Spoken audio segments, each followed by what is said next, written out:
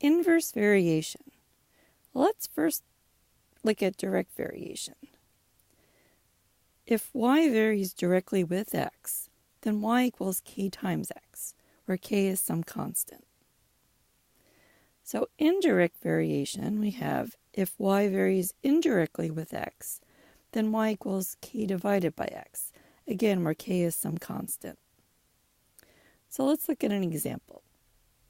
Suppose x and y vary inversely, and x equals 4 when y equals 12.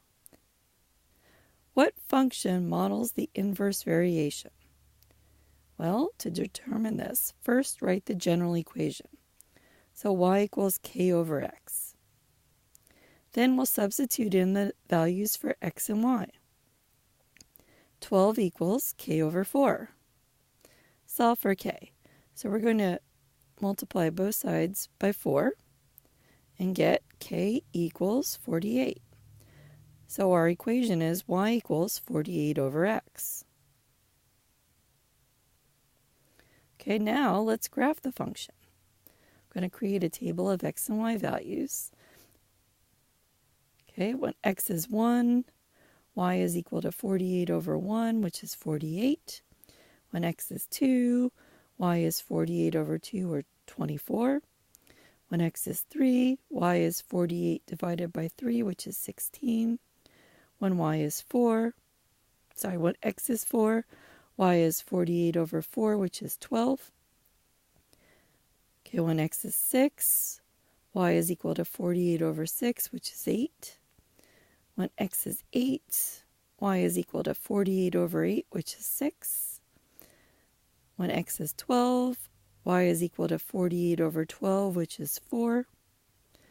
When x is 16, y is equal to 48 over 16, which is 3. Let's plot some of these points. Let's develop a scale where each of the grid lines is worth 2, so I'll mark it in 4s. Okay, I'm going to only plot the ones that I can fit on this graph. So I've got 316, 412, 68, 86, 12.4, and 16.3. If I sketch this in, we've got this graph with two asymptotes, one at the x-axis and one at the y-axis. Okay, what is y when x equals 10? Okay, we'll substitute x equals 10 into our equation. So y equals 48 divided by 10, which is 4.8. So y equals 4.8 when x equals 10.